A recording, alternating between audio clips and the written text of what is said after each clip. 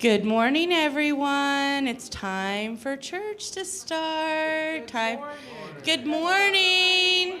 Get your coffee finished up. Get in here. Good morning. Good morning. Good morning. Welcome to the Unitarian Universalist Church of Chattanooga. I am the Reverend Mandy Goheen. My pronouns are she, her, and it is such a gift to serve this church. Such a gift. I want to welcome all of you today, and I want to specifically thank you for taking the time to come to church today and learn new things and stretch and grow. I want to invite us into a time of learning.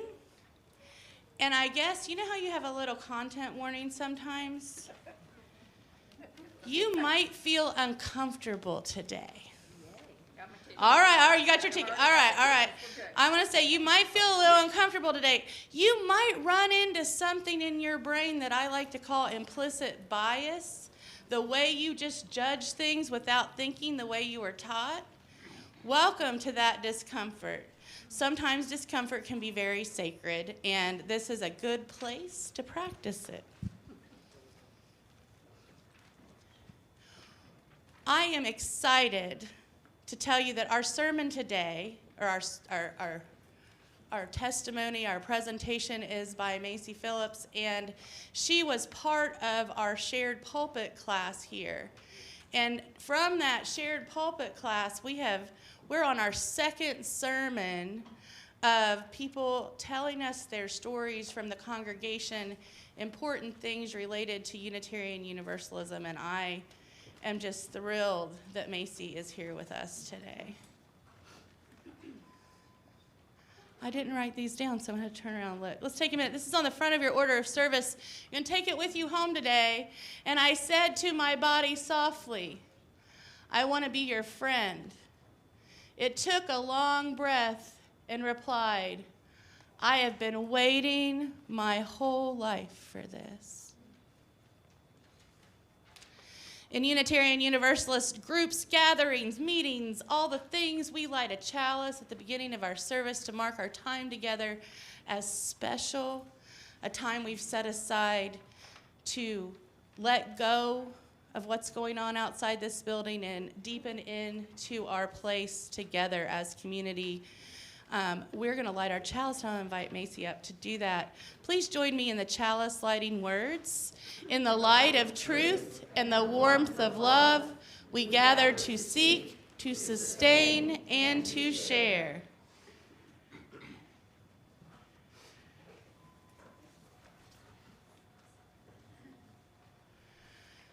The opening song is inspired by a poet called Rumi.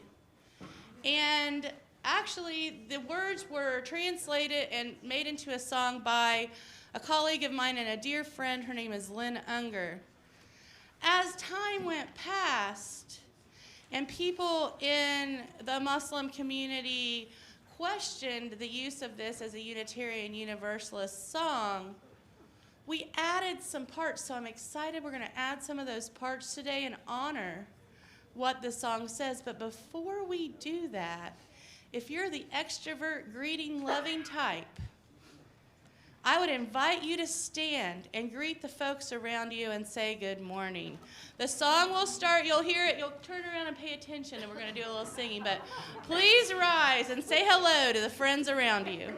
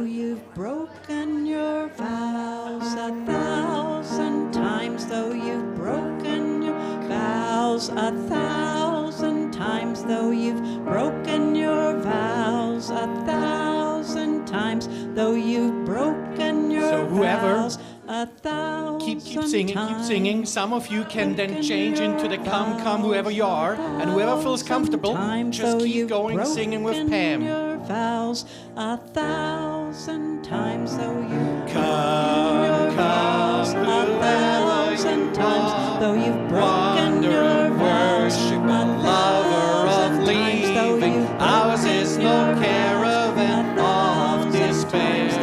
Come yet again, come. Times, though you've broken your vows 1,000 times, though you've broken your vows 1,000 times, though you've broken your vows 1,000 times, though you've broken your vows 1,000 times, though you've broken your vows 1,000 times, though you've broken your vows 1,000 times, though you've broken your vows 1,000 times, though you've broken your vows 1,000 times, though you've broken your vows 1,000 times, though you've broken your vows 1,000 times, though you've broken your vows 1,000 times, though you've broken your vows 1,000 times.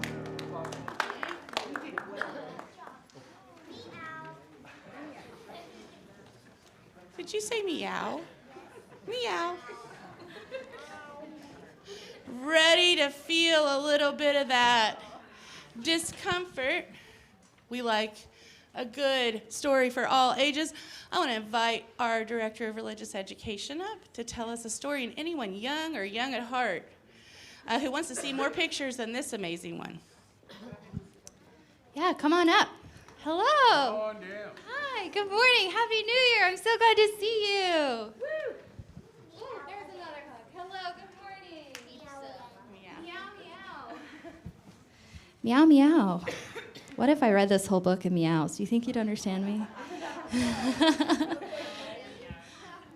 This is called Bodies Are Cool by Tyler Feder. And then look at the back. There's some more cool bodies. You do have a body. We all have a body. And guess what? All bodies are cool.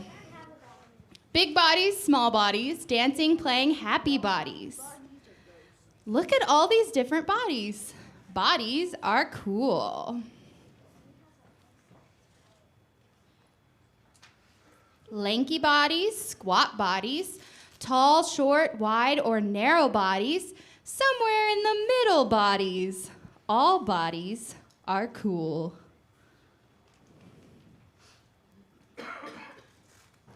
Round bodies, muscled bodies, curvy curves and straight bodies, jiggly wiggly fat bodies. Bodies are cool.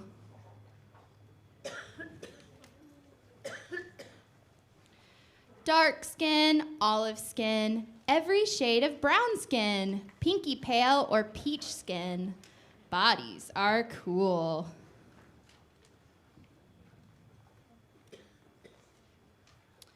Poofy hair, wavy hair, springing curls and flat hair, lots of hair or no hair. Bodies are cool.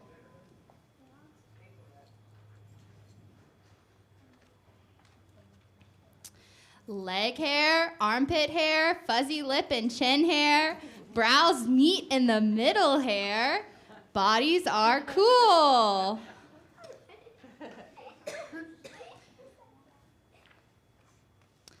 Hazel eyes, brown eyes, monolids and round eyes, blind and wearing glasses eyes. Bodies are cool.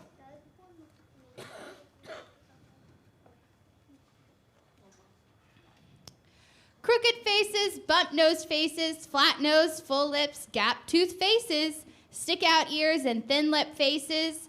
Bodies are cool.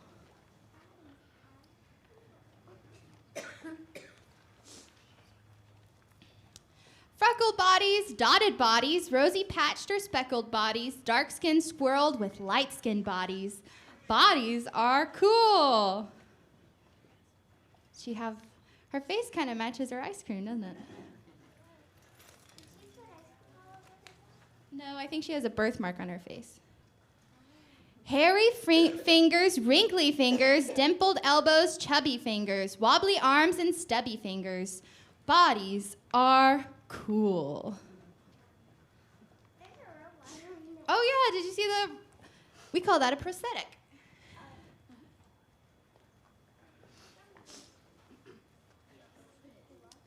Soft tummies, saggy tummies, flat or sticky outy tummies, innies, outies, pregnant tummies. Bodies are cool.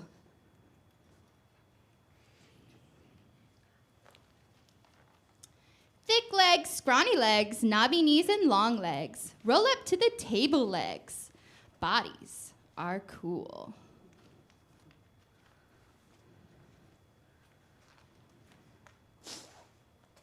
Faint scars, bold scars, stripes from getting bigger scars, marks that tell a story scars. Bodies are cool.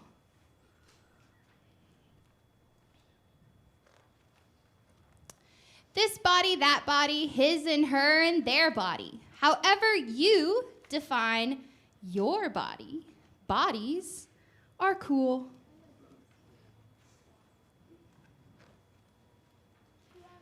Growing bodies, aging bodies, features rearranging bodies, magic ever-changing bodies. Bodies are cool. My body, your body, every different kind of body. All of them are good bodies. Bodies are cool. Thank you for reading with me. If you will help me sing the children out.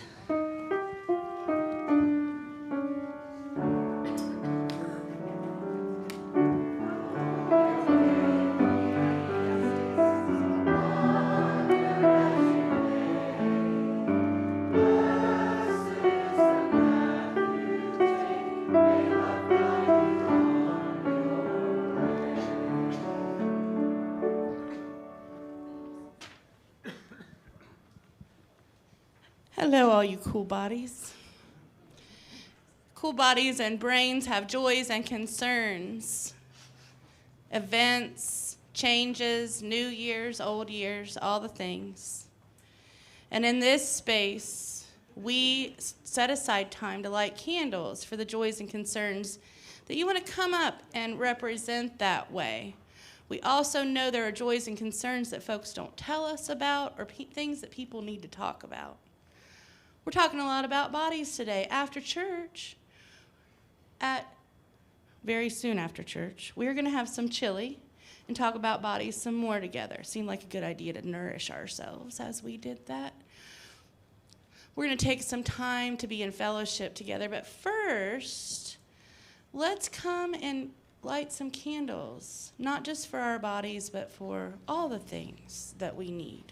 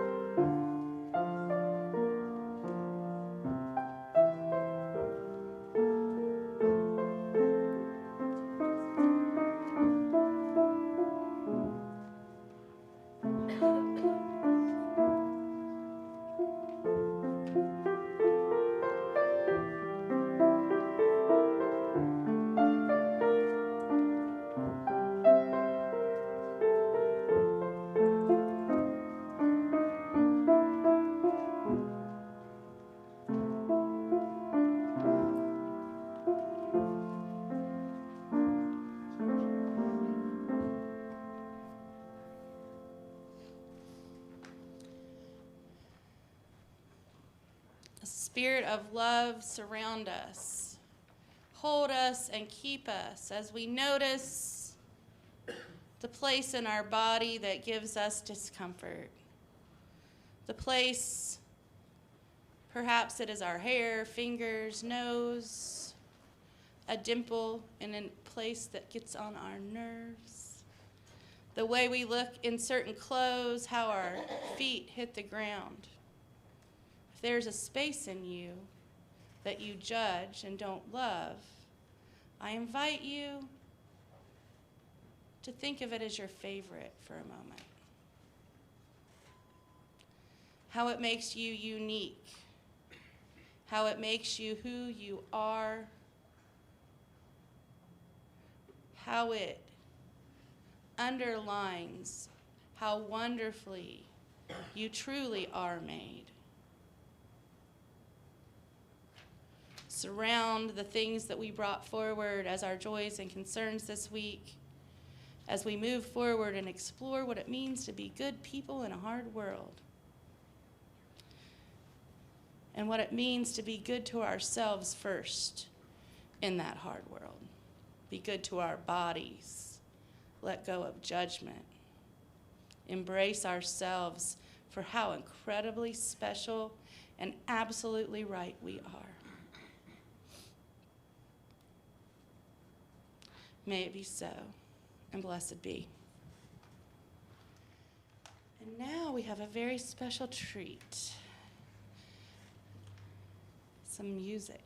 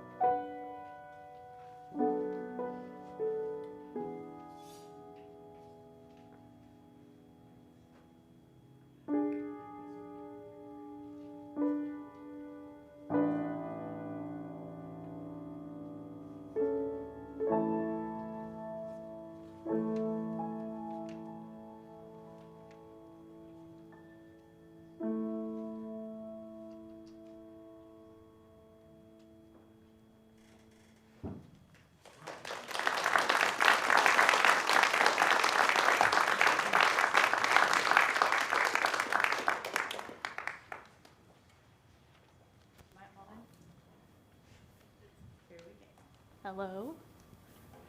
Hello. Can you hear me? Good morning. I am so excited to talk to you about some things that are really important and such a huge part of who I am. You should know my name before I get into that, though. My name is Macy. My pronouns are she, her. I am a baby Unitarian Universalist. I walked in these church doors about 8 months ago, shortly after, with a lot of religious trauma myself. And this church has been so healing for me. And you all have made it a safe place. I'm not going to cry. For me, for my kids, for my husband, And we're so grateful for this space. And about 8 months ago is when I learned about Mandy's class, The Shared Pulpit. And that's what led me to be on this stage, kind of terrified at this moment. I highly recommend joining any groups that you can here, especially if you're new and you want to learn more about Unitarian Universalism. It was a really great decision for me. Okay, other things you should know about me for the purpose of this conversation. I am a trauma-informed wellness coach.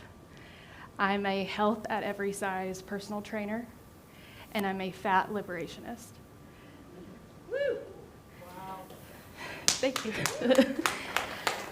As we dive into a conversation about our bodies, food, and exercise, and health, I want you to reflect on a few questions. There's 4 of them. When did you first learn that there was something wrong with your body? Do you believe that your healthiest self should also be your thinnest self? Do you often categorize foods as good or bad? Do you exercise as a way to burn or earn calories? Or do you think of exercise as a punishment for what you ate?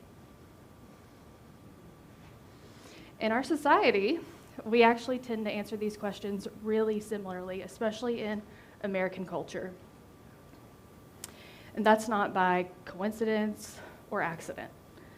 It's because of the impacts of being indoctrinated into diet culture. It's the air that we breathe, all of us.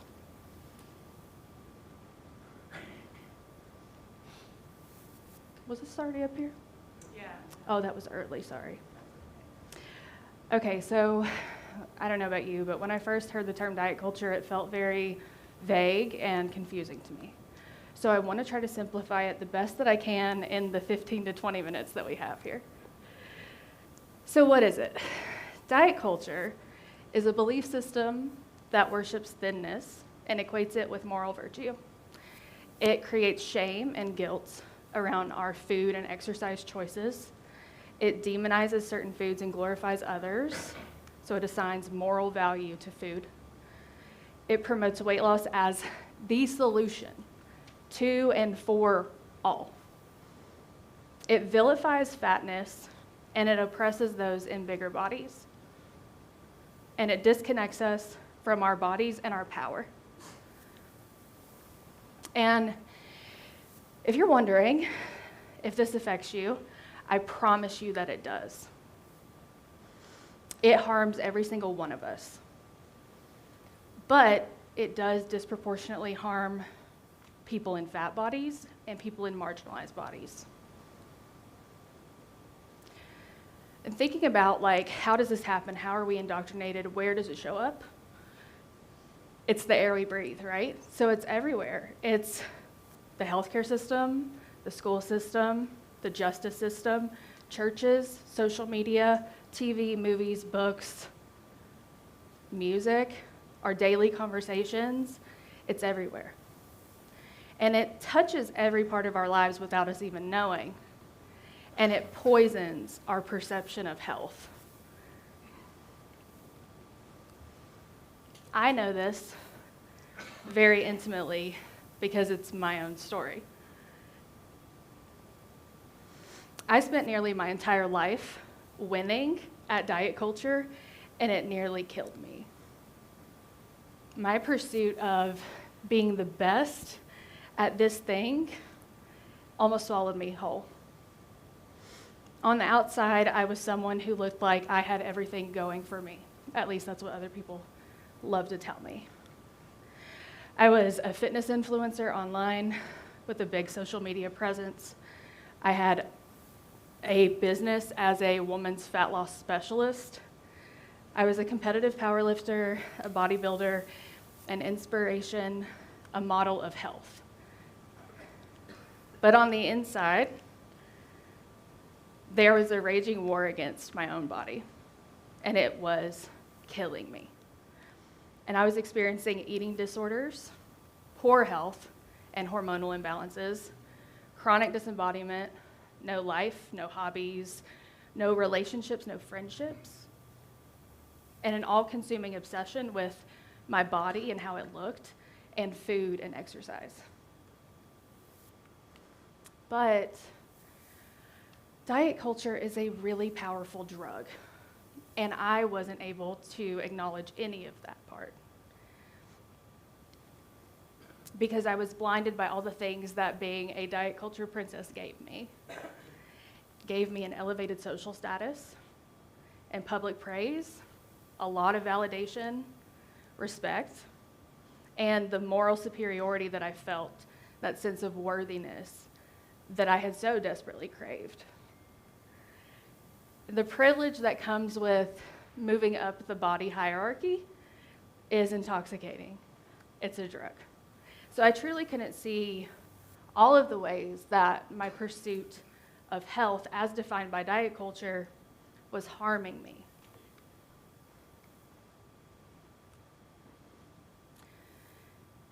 Until I started working with other women in 2021. And that's when things began to really shift for me. I grew a really successful coaching practice and had the opportunity to help hundreds of women lose weight.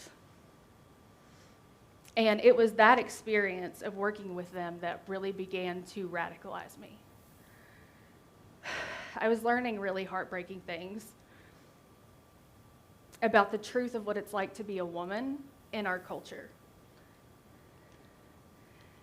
And when I first started my coaching practice, and really throughout my entire decade of being an influencer online, my core motivator was a desire to see women winning and being empowered and living their best lives. That's what I really wanted.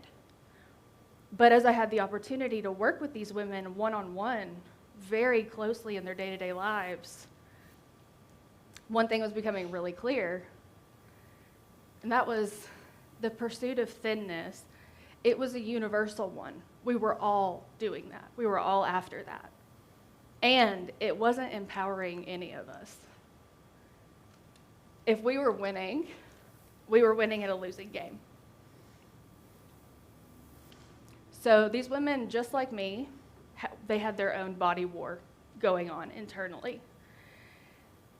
In their pursuit of the thin ideal and diet culture definitions of health, they were experiencing complicated relationships with food and exercise and their bodies. They were chronically dissatisfied with their bodies, no matter how much weight they lost. They were disconnected from their body's signals, desires, intuition, and power. And they were spending less time living presently inside their bodies and more time objectifying their bodies. And all of this affected their joy, their confidence, the way they showed up in the world. They may have been smaller, they may have weighed less, but they were not well.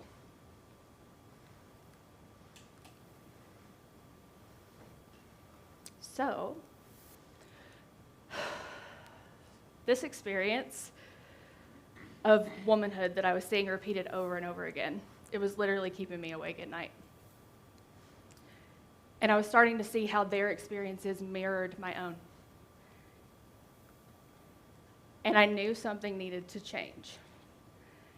Because I could clearly see that the problem was never our bodies. The problem had always been the culture that poisoned us against our bodies. And so I began to reimagine what it would look like if we prioritized each client's health in a holistic way. And if we shifted the focus away from body size and towards their well-being, what would be possible for them? How would that change their life for the better?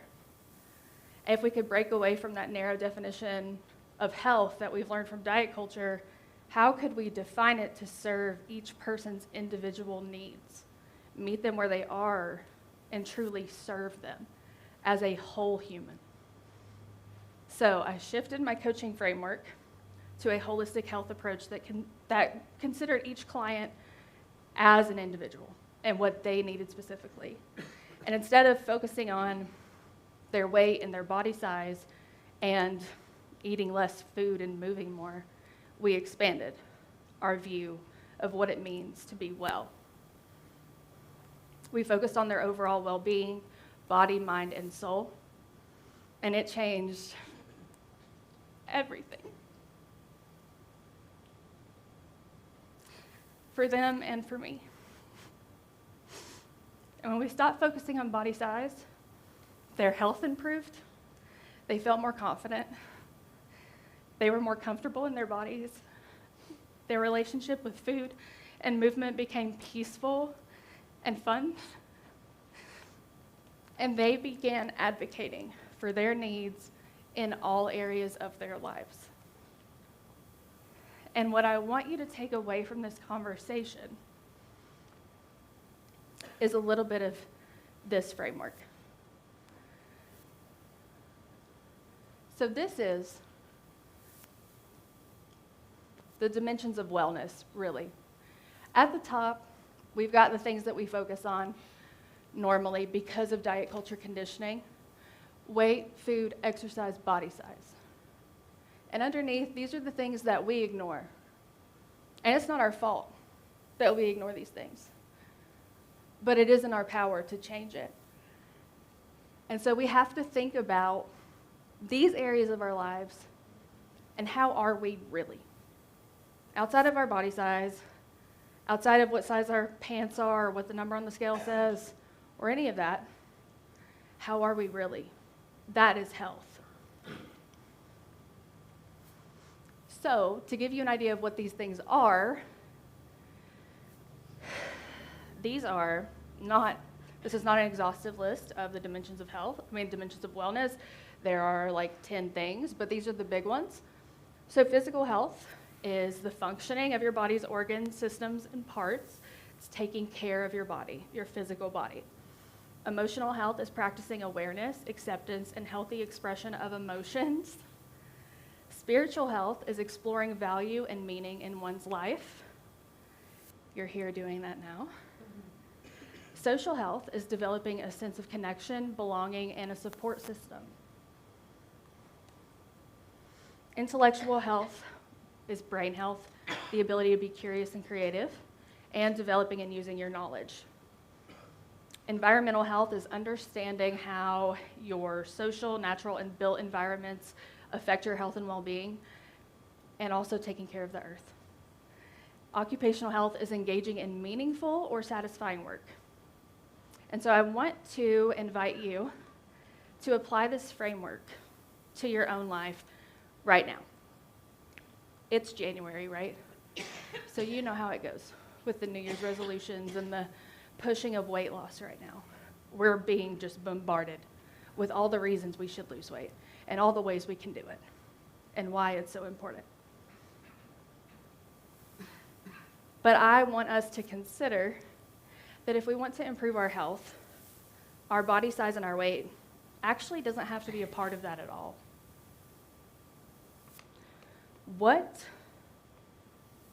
How could we prioritize your well-being, and what would that look like if weight was not a factor?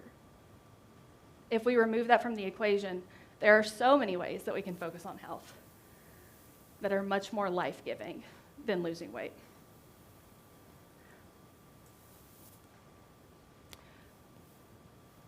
So what? So what? It's a lot. I'm still figuring it out. But I think what I want to leave you with is this. It's true that diet culture is all around us. And it does poison our perception of health. And that really sucks. But we have the power to take our health back from diet culture. And we can unsubscribe from these narrow, oppressive, weight-centric models of health that have been handed down to us. And we can expand our mindset on what it means to live a healthy life. And it starts with beginning to deconstruct the diet culture narrative and redefine health and wellness in a brand new way. We can define health on our own terms, and we can make peace with our bodies. And we deserve that. And, like Mandy mentioned, if you would like to continue this conversation, I've heard there's food. We have a lunch and learn after this. It's a good time to practice making peace with food, so come eat with us. And we can talk about these things if you'd like to continue the conversation. And thank you so much for holding space for me and giving me the opportunity to share my story.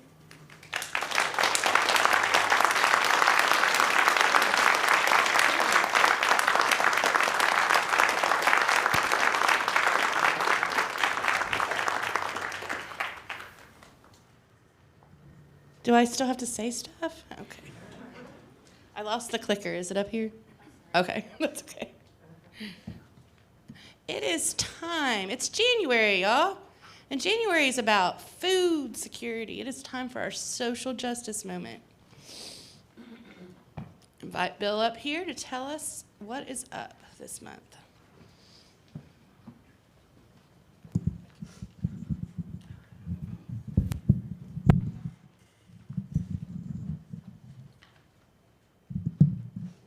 Hi. Hi. It's January, and social justice in January is focusing on food insecurity. So you think I'm going to talk about food, right? Not yet. First, I'm going to talk about shelter and its impact on food. There was an article in the Times Free Press. How many of you read the Times Free Press? Okay, some of you. All right.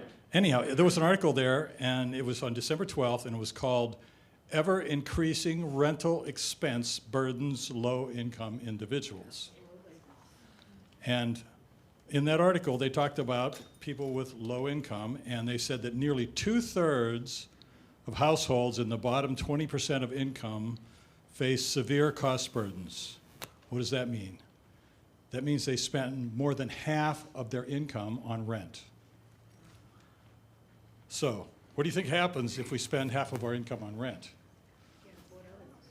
You can't afford oatmeal. You can't afford milk.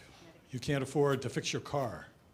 There's lots of other things that you can't do because you're paying for this rent, and you really can't afford to not pay for your rent, or you're going to be out on the street.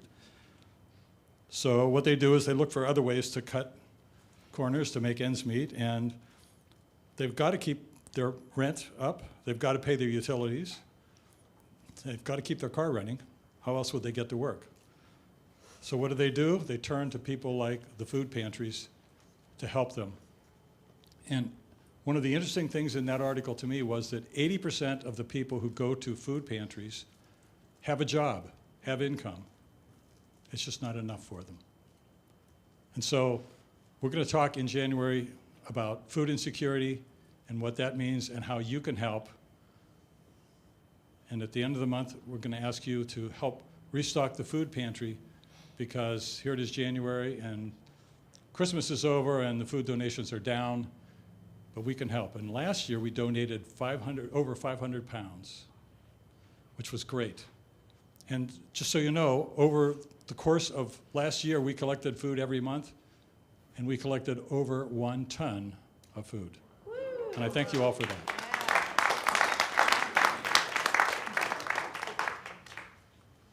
Well, that's awesome. Oh, I don't have a microphone. I knew it was going to happen. Well, that's awesome. That's what I meant to say. This place is awesome, right? Yes. Look at today. How cool. It's a place where we get fed in all kinds of ways.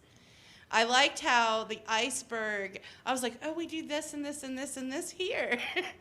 How cool that I have a new perspective, that this is a place where we're taking care of our health. That's really neat. So thank you. The minister learned something new today.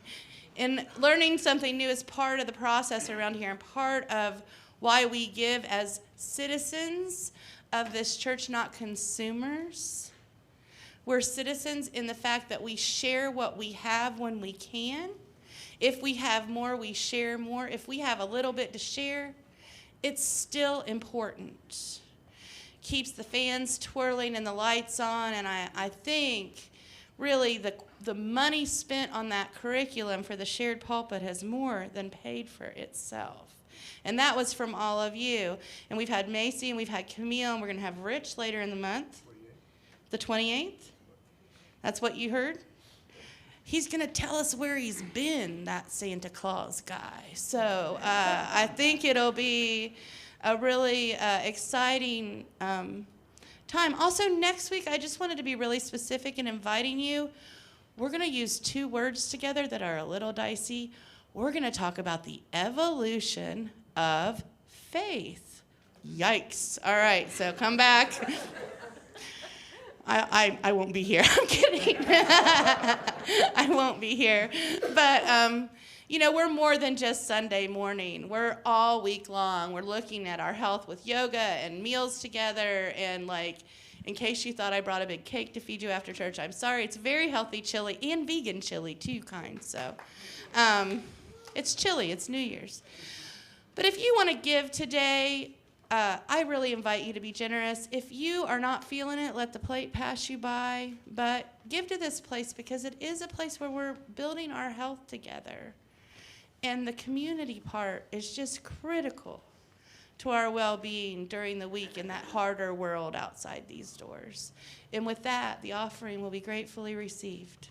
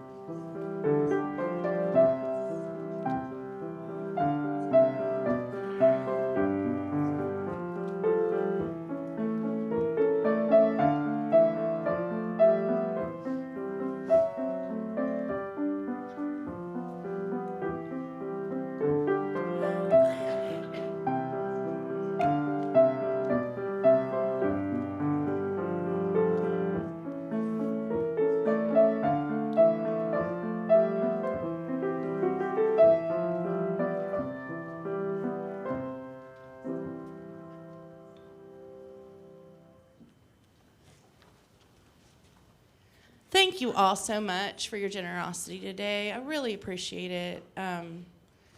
This place is just so important and special to me, and I know it is to all of you. So just a lot of gratitude.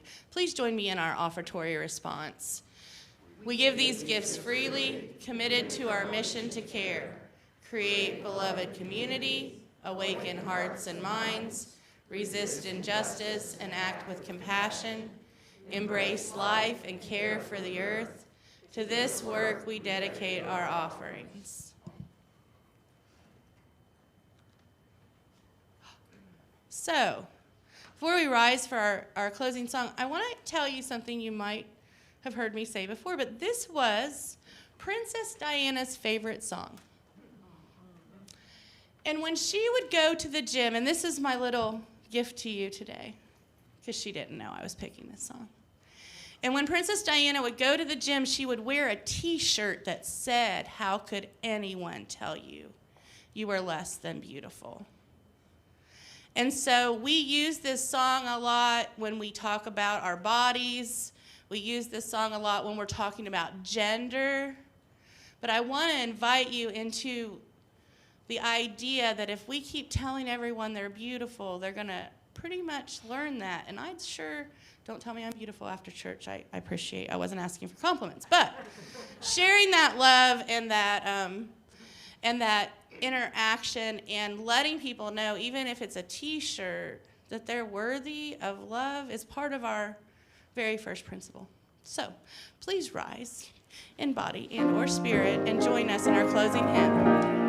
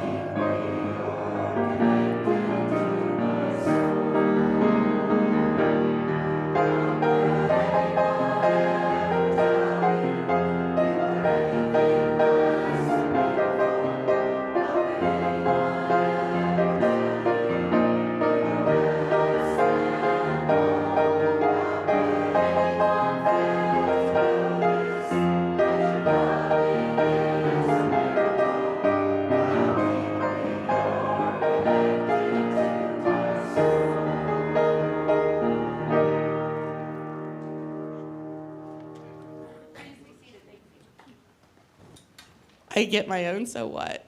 Sorry, I stole yours and I put it in a different spot, but I've been thinking about what I would say if I had so what, and I got a minute. So I am somebody who has always been in a fat body.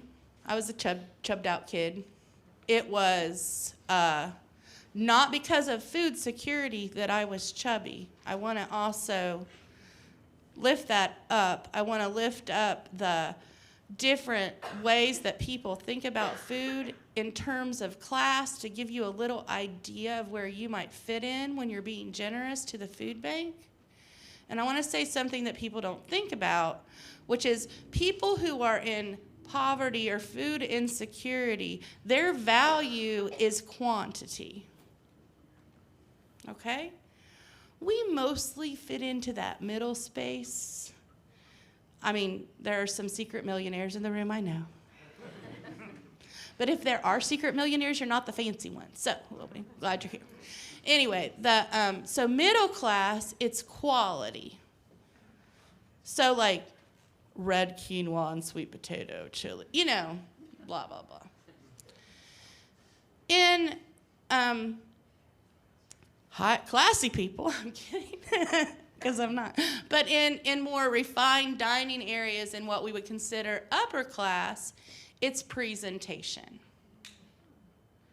So isn't that interesting, all the different ways we think about food? We think about how it's presented, how it tastes. Like, I love chef shows. I don't watch the dessert ones too much because it makes me eat ice cream. But I really like chef shows, and I really like watching them make these really fancy things where there's foam that you breathe. But I look at it when it's served, and I wonder where you would go and drive through after. I've been in this body my whole life, and I was shown love with food, and it was the only kind of way I got love sometimes. I hurt myself trying to be thin for many years, and about 5 years ago, 4 or 5, it had to do with becoming a minister. You know, all the light bulbs, and you change into a totally different person, apparently. Not really, but I just quit. I just quit being on a diet. And my weight has not changed more up or down than 10 pounds in that last 5 years. When I stopped eating what I didn't like, because that's another diet problem. You eat things that are gross because you think it's going to make you get to do something cool. Anyway, stopped doing that. Stopped eating when I wasn't hungry. That was my thing. I don't eat breakfast. What? Anyway, I know a lot of people like it, but that's not me. And I really started paying attention to what I liked and what I didn't like, and I started paying attention to moving and feeling better and being healthier. And I'm done hurting myself to be thin. And I hope other folks can join us in that, because it's really important. And when Macy came here the first time, she said, "Do you know about fat liberation?" And I said, "Yes, I do. I have the button." The button says, "Fat and Fab, UU Fat Liberation" on it. And so I invite you to love yourself no matter what or who or how you are. And with that, that's my so what. And will you come up and extinguish the chalice? I didn't show you how to do that. Are you scared? The chalice is harder than you would think, you all. So there's a little snuffer somewhere. Do you see it? Oh, there it is. Oh, don't catch your sweater on fire. Okay, so let's do our chalice extinguishing. We extinguish this flame, but keep the light of truth, the warmth of community, and the fire of commitment.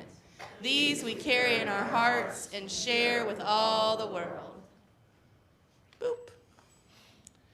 And it's time for announcements. I made a lot during service, just like snuck them in so we didn't have so many at the end. Food afterwards. There is a meeting coming here starting at 2 o'clock, so we're not going to eat fast and then clean up and get out. So just want to let you know there's another rental. And also, I'm really excited about next week. I feel very challenged about talking about evolution and faith, so please join us and see what happens. Do you have any announcements, Christian? Good morning, everybody. I'm Christian Horvath. About special announcements, maybe I'll just check first whoever have a special announcement. Good morning. About 6 months ago, back in July, we did the Hidden Gems book borrow. If you still have a book out that you took that day and you have not contacted the person whose book that is, I have your book. Please get in touch with them sometime very, very soon. Just let them know who has their book, that it's being taken care of, and see if and when they actually want it back. So I think I still have 5 books out, so call me. There's 2 in my office. Any other special announcements? Yes, Jen.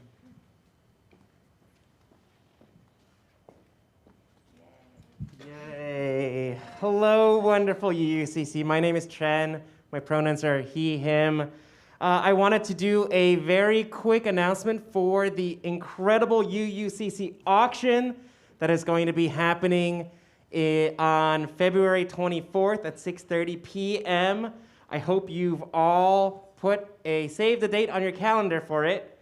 It's going to be an incredible, incredible evening of food, drinks, entertainment. The theme is an evening at the vineyard. So please come. Fancy tiny food. The auction committee is working very hard in planning this event, so it will be absolutely amazing. What we need right now is all of your help. An auction is not going to be very successful without items to auction off. And so I have in my hands and out there on the blue table donor pledge forms for the auction. Please, please, please think about what item or service you could bring to the auction to help us fundraise for our wonderful community. If you can get a form from me, if you have any questions, or feel free to pick one up out at the table. Please return them to the office or email them to Terry. The information is on the form itself. Thank you. Thank you. Yes. So this is on a little sadder note, but also in celebration of a life. I found out this morning that former Chancellor, UTC Chancellor Bill Stacy, former headmaster of Baylor, Bill Stacy, passed. And yes, and I had the honor of working for him for a brief time, a couple of years at UTC many years ago. And I am also a yoga teacher and Kundalini trained as well. And in the tradition of Kundalini, there's a mantra that we say that has it's sort of like a Godspeed, God send to the soul. It's a call, a call, a call. So it's a call, and you do that 3 times, and then you say, Bill Stacy, if you would join me in a call 3 times. Leah is here. She's a yoga teacher as well. My friend, so good to see you. So may we send this mantra, a call, 3 times to Bill Stacy. A call, a call, a call, Bill Stacy. Namaste. Thank you. Any other special announcements? Otherwise, just maybe a few general announcements. First, when you look into your program, you see this very nifty kind of January calendar. Put it on your refrigerator. Exactly. So, what that means for this coming week, as we just talked about yoga, we're restarting our yoga sessions tomorrow evening. Out here somewhere, either a fellowship area or even we move in depending on the number of people. Starting at 6 p.m., our yoga teacher is Rachel Clark, who did it last summer. I mean, as we said today, you don't have to look in any special way, or you don't have to be a fully trained person, whether it's chair yoga, or whether you're a professional yogi, or whether you're a beginner, similar to more or less me, doing this yoga. Join us on Monday evening at 6 p.m. It's every Monday evening at 6 p.m. Judy and Roger and I kind of helping organizing that. Yes? You can also sit in a chair and do yoga. Yes. Yes. And then second, on Wednesday evening, we have our Wednesday potluck at 6 p.m. Everybody is invited. Anybody who needs to eat, come here. Bring some food, kind of share with others. we would be happy to have many of you here for that. Then Saturday, the quarterly council meeting. Anybody who leads some type of program, you don't even have to have a big committee, but if you have a certain initiative going in this church, please join us on this Saturday at 10 o'clock a.m. And this coming Sunday, we're starting our forum. So Nikki and I we reinitiating this. It has a long history. We even have a room downstairs called the Forum. So we're finally meeting again in that Forum meeting room on the second and the fourth Sunday each month. Meeting at 9:30. You can pick up some coffee at the beginning. We start on time at 9:45 with a program until 10:45. Programs. We have already planned out the first 6 months. January through June. We're going to have 3 special speakers. We're going to have some TED Talks. We're going to have all type of special topics. So it's a wide variety. Forum means it's a discussion group. Everyone can participate. It's not just that you sit and you just listen. Yes, there is some introduction to a topic, but then it's for everybody that we learn from each other.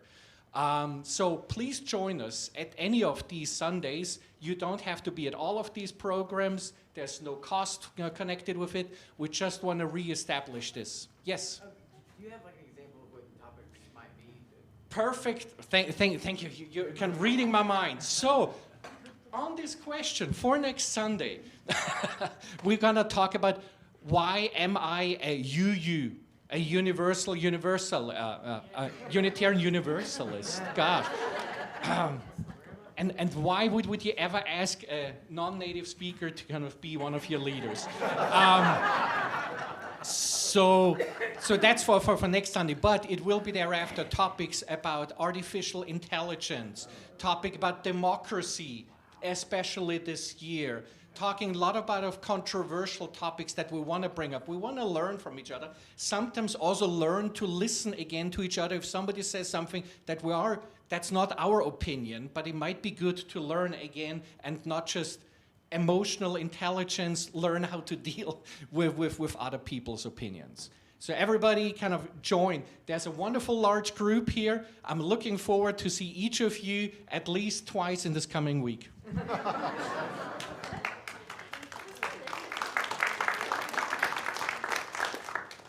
I was just thinking about how am I on? Yes. Oh, okay. How I can't even hear my own voice. I was just thinking about all the things we have going on here, and you're right. Maybe I'll see you at one of these things one of these times. Every Sunday there might be something different for you. Maybe your thing today was the social justice moment. For me, it was definitely listening to you. Sometimes it's lighting a candle. The cool thing about the forum is maybe it's a discussion without a blue-haired minister running around telling you how to think about it. It's good. It's a good way to build community. And there's just so much here. I'm just really happy. So thank you to all our leaders. Well, our work here is done. May our work begin in the community as we go out and live the love that we're called to live.